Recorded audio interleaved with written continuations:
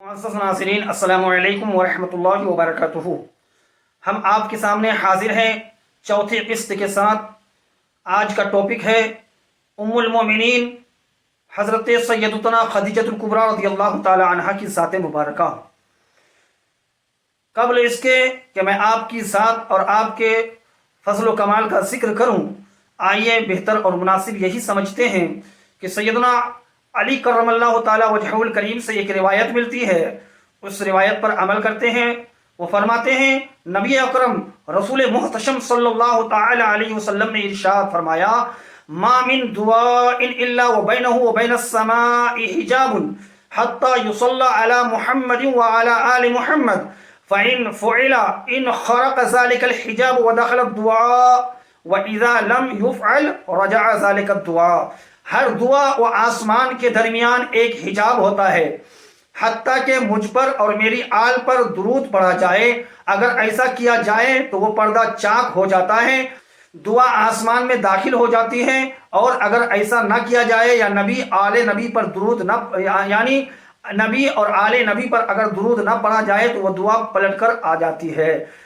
آئیے تمام لوگ مل کر حضور اکرم صلی اللہ علیہ وسلم اور ان کی آل پاک پر درود و سلام کی ڈالی عشق و محبت کی تھالی میں سجا کر پیش کرنے کی سعادت حاصل کریں۔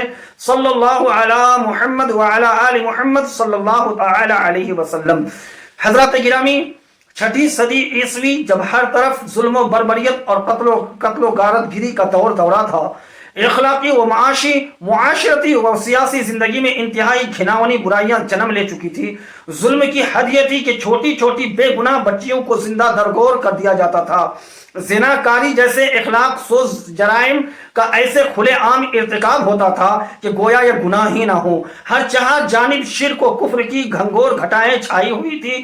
جہالت و بیوقوفی کی انتہا یہ تھی کہ انسان اپنے خالق حقیقی کی عبادت سے منہ موڑ کر خود کے تراشیدہ باطل معبودوں کی پوجا پاٹ میں مصروف تھا کہ کائنات ارضی کی ان اندھیر وادیوں کو کفر کی تاریکیوں سے نجات دینا جب منظور معبود حقیقی ہوتا ہے تو مکہ معظمہ کی پاک سرزمین پر اللہ عز و جل اپنے پیارے حبیب صاحب الاولاق صلی اللہ علیہ وسلم کے نور کا سورج طلوع فرما دیتا ہے۔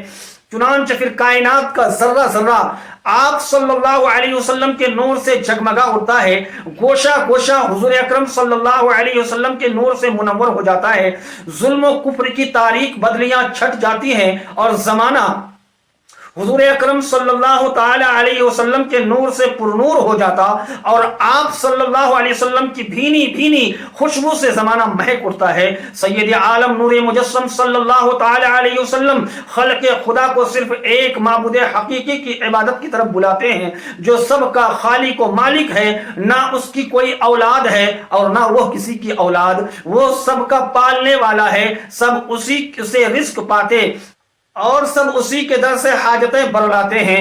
حضور اکرم صلی اللہ تعالی علیہ وسلم لوگوں کو اس معبود حقیقی کی عبادت کی دعوت دیتے ہیں تو بجائے اس کے کہ حضور اکرم صلی اللہ علیہ وسلم کی دعوت کو قبول کرتے ہوئے حق کی پکار پر لبیک کہا جاتا، حضور اکرم صلی اللہ علیہ وسلم پر مصائب و آلام کے پہاڑ توڑے جاتے ہیں، راہ میں کانٹے بچھائے جاتے ہیں، تنے نازنین پر پتھر برسائے جاتے ہیں، اتہام و دشنام ترازی کے تیروں کی بارش کر دی جاتی ہے، اور کل تک کا سب کی آنکھوں کا تارا آج سب سے بڑا دشمن قرار دے دیا جاتا ہے۔ سب سے پہلے حضور صلی اللہ تعالی علیہ وسلم کی دعوت حق کو قبول کرنے کی سعادت سے سرفراز ہوئی، اور یا ایھا الذین آمنو، اے ایمان والوں کی پکار کی سب سے پہلے حقدار قرار پائیں۔ ان میں ایک نمایاں نام، مجسمہ حسن و اخلاق، پاکیزہ سیرت و بلند کردار، فہم و فراست اور عقل و دانش سے سرشار، جود و سخا کی پیکر، صدق و وفا کی خوگر، اس عظیم القدر ذات ستوزہ صفات کا ہے جنہوں نے عورتوں میں سب سے پہلے اسلام قبول کرنے کا شرف حاصل کیا۔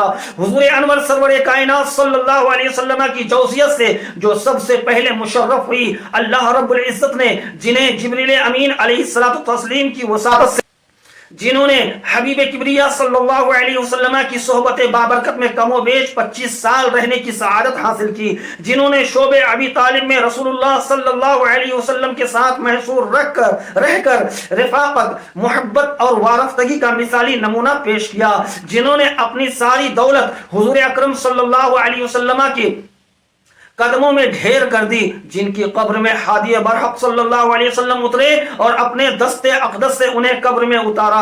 तारीख में जिन्हें ताहिरा व सिद्दीक़ा जैसे अज़ीमुश्शान अलक़ाब से याद किया जाता है, ये खातून जन्नत सय्यदतुना हज़रत फ़ातिमा ज़हरा रज़ियल्लाहु ताला अन्हा की वालिदा माजिदा, नौजवानान जन्नत के सरदार हज़रत हसनैन करीमैन रज़ियल्लाहु ताला अन्हुमा की नानी जान उम्मुल मोमिनीन हज़रत सय्यदतुना खदीजतुल कुबरा रज़ियल्लाहु ताला अन्हा है।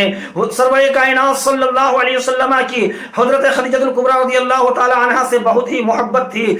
हज़रत खदीजतुल कुबरा रज़ियल्लाहु ताला अन्हा सरकारी दो आलम सल्लल्लाहु अलैहि वसल्लम की बहुत ही महबूबा ज़ौजा मुतहरा हैं। आपकी हयात में रसूलुल्लाह सल्लल्लाहु अलैहि वसल्लम ने किसी और औरत से निकाह न फरमाया और आपको जन्नत में शोरगुल से पाक महल की बशारत सुनाई। कदम कदम पर हुजूर अकरम सल्लल्लाहु ताला अलैहि वसल्लम के आपने साथ निभाया। उम्मुल मोमिनीन हज़रत सय्यदतुना खदीजतुल कुबरा रज़ियल्लाहु ताला अन्हा हुजूर अकरम सल्लल्लाहु अलैहि वसल्लम की बेहतरीन साथी थी।